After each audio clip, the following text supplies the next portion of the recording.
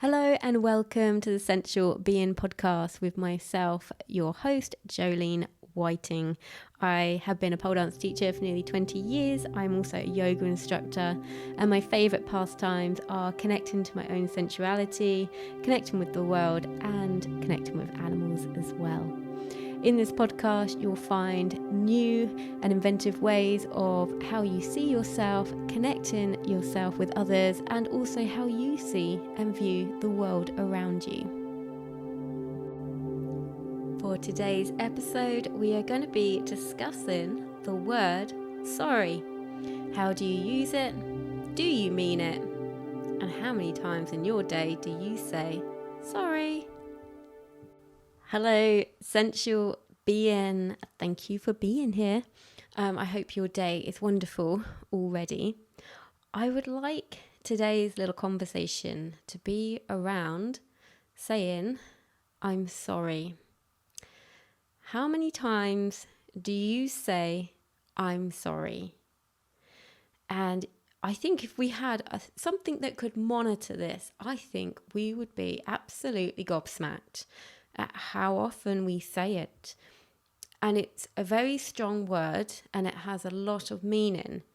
But because we use it all the time, it loses so much meaning. I mean, for example, like a typical example would be a teenager and they just, they do something and you react to it and then they go, oh, sorry. So it has, in that context, you're like, yeah, it has no meaning, doesn't it? But I'm not just talking about that. There's many ways that we can lose the meaning of sorry. I think one of the things that springs to mind is things like what happened with the Dalai Lama recently. And he apologized for it. And I thought, no, I'm sorry. You can't apologize for that because you just shouldn't have done it. Like, there is no sorry that can cover that. There are things in our lives you think, no, you knew what you were doing at the time, therefore a sorry will not cut it. It just doesn't. I don't know what he does in that situation. He just shouldn't have done it. Therefore now he's tarnished with that brush. Like, the sorry does not eradicate what happened. I don't think there's many things that we do in our lives consciously that we can say that we're actually sorry for. There can sometimes be actions that you do that causes a reaction and that you didn't realize you were doing it. Now, when it comes across like that and someone calls you out on it and then you say, I am so sorry, I absolutely didn't realize I did that to you, I didn't mean it like that, and I am sorry. And you think, well, actually, it wasn't malicious. They didn't realize quite what their words were doing. Therefore, you can accept the apology. Yeah. But there's just so many things that people do and then say sorry for afterwards. And I think, no, your sorry does not cut it. No, because you just shouldn't have done it. Like, you're a grown-up person. You know what you're doing was wrong. Therefore, the sorry doesn't cut it. So we've got that end of saying sorry. So just think about things in your life when you come to using the term I'm sorry. If it is something that you damn right know you shouldn't be doing, don't be sorry later for it. Just don't do it. If it's something you've got no choice in, therefore there is a sorry in there because you're like, I honestly don't want to do this, but I have to. Maybe you work for a company and you've got to fire someone on behalf of your manager and you think, I don't want to do that. You are sorry. Yes, you are. You're quite right. You feel sorry and you are sorry. But I just believe there's very few things as adults that we need to be sorry for. Because I just think it can be anything that can be avoided as a confrontation in the first place, then I would always go for that. It's like, I'm just really not argumentative at all. But in an argument, I just wouldn't resort to like name calling, shaming, just because I'm frustrated. I generally address my anger, but I don't throw it at the other person. Unless it really needs to be, which it takes a lot to get a rise out of me. It really does, because I just don't see the point.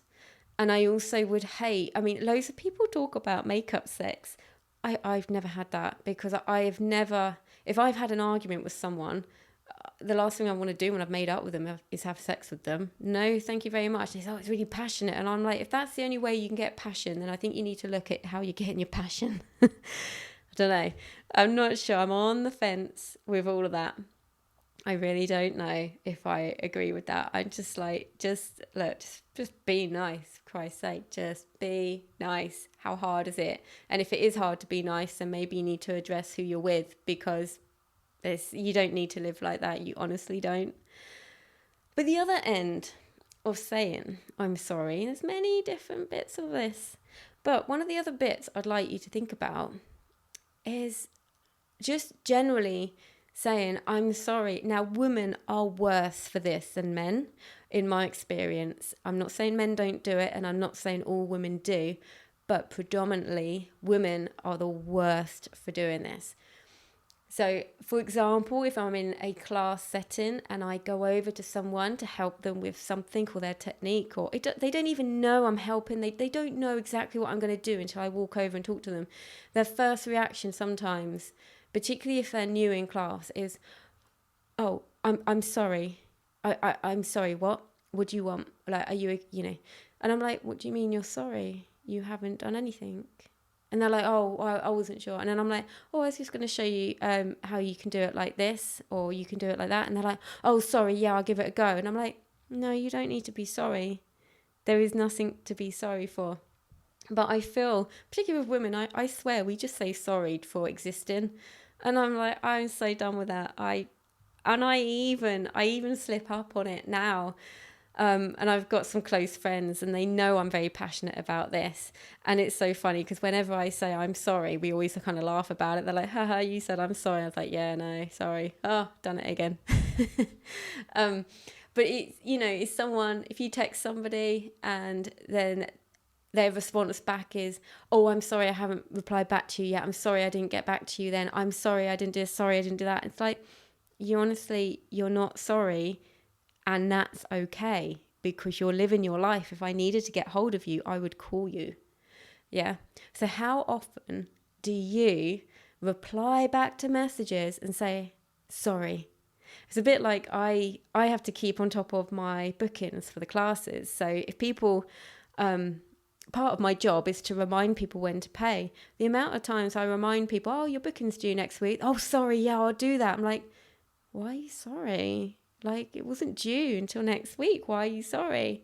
Or I'm like, it is due this week. Oh, sorry, I'll do it now. I'm like, there isn't anything to be sorry for. There's very few things to be sorry for. And I feel like some of these things that you do actually think you need to be sorry for. So say, I'm trying to think of a good example for this. I was going to say if you turn up late and then say, I'm sorry. But say, okay, let's flip it around. So you turn up late and it's okay. It wasn't an appointment. You didn't have to be there like bang on time kind of thing.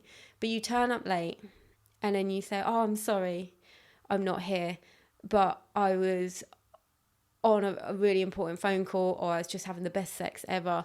And yeah, I'm sorry, I'm late. Are you sorry? Are you actually sorry? Or are you just living your life? So if you're late for an appointment, yeah, like maybe you get stuck in traffic and you are sorry. But at the end of the day, also, it isn't your fault that there's traffic. Maybe you left an hour early for a 5-minute appointment and you still got stuck in traffic. Some things just happen and we just need to take responsibility for them. And that's all that, I don't know. I just feel like the word sorry gets used so many times. It really does. And I just want you to tap in to how many times you use the word sorry. Do you text it a lot? Do you talk about it a lot? Do you go and see your part of your family like once a week, and every time you see them, you're, oh, sorry, I did try and come around earlier in the week, but I just couldn't make it. Sorry this, sorry that.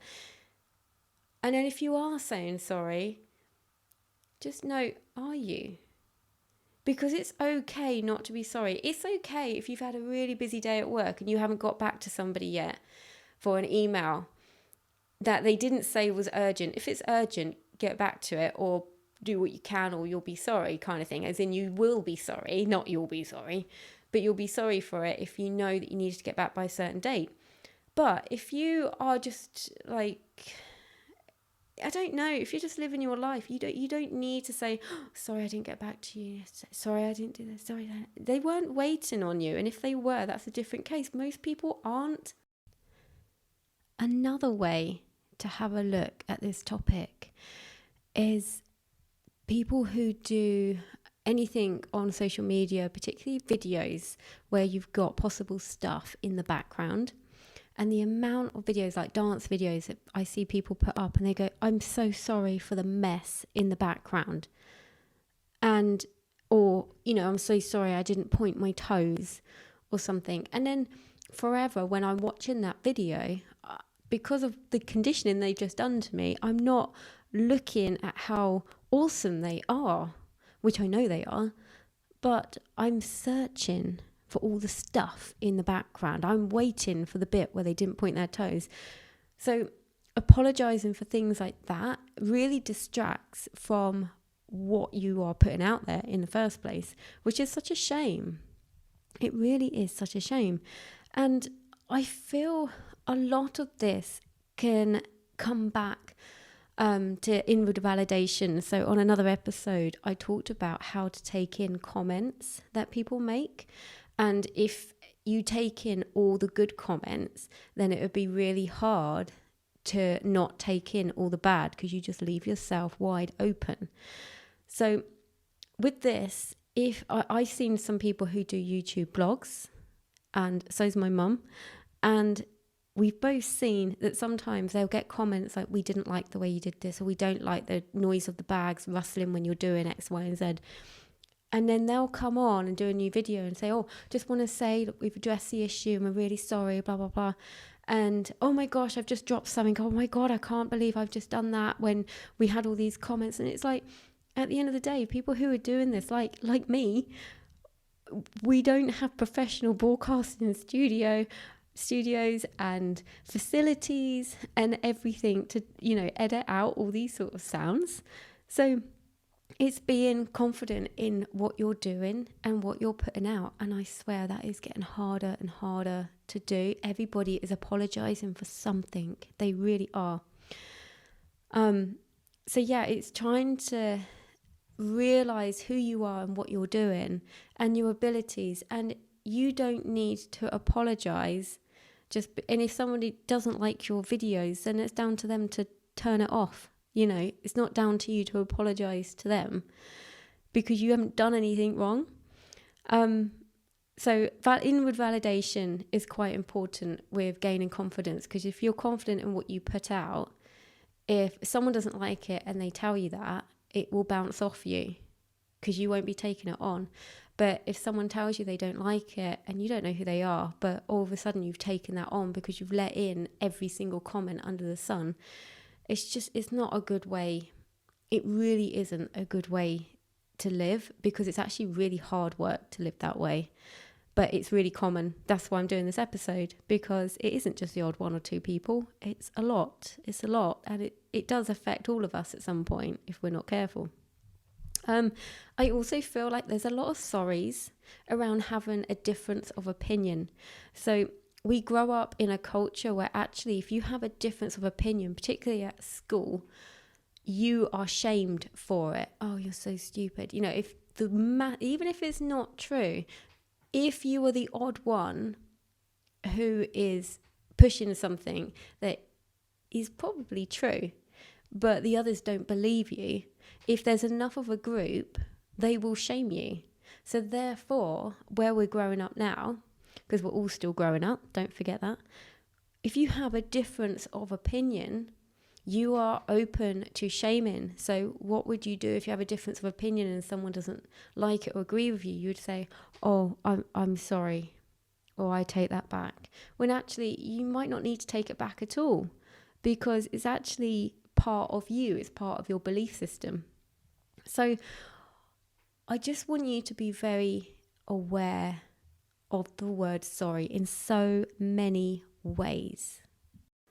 And just try and really be mindful about how many times you say sorry. For one, do you mean it? For two, was it something that absolutely you knew you shouldn't be doing it, therefore you just did it anyway? In that case, don't do it.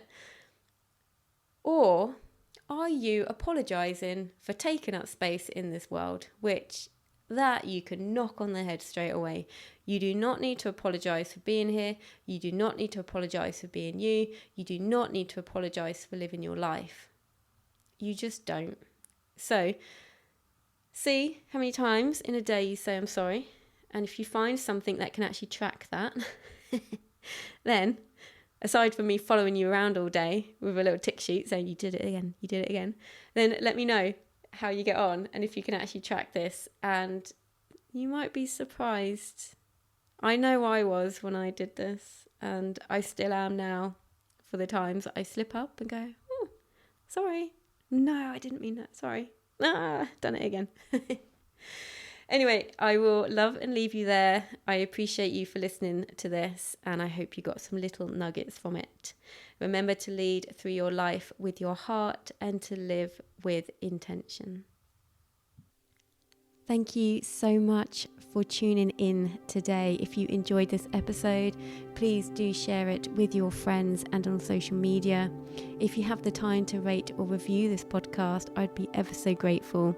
If you'd like to follow me on Instagram, you can find me at Jolene Sensual Being. The links to my YouTube and to sign up to my mailing list will be in the show notes as well. I look forward to speaking with you again very soon.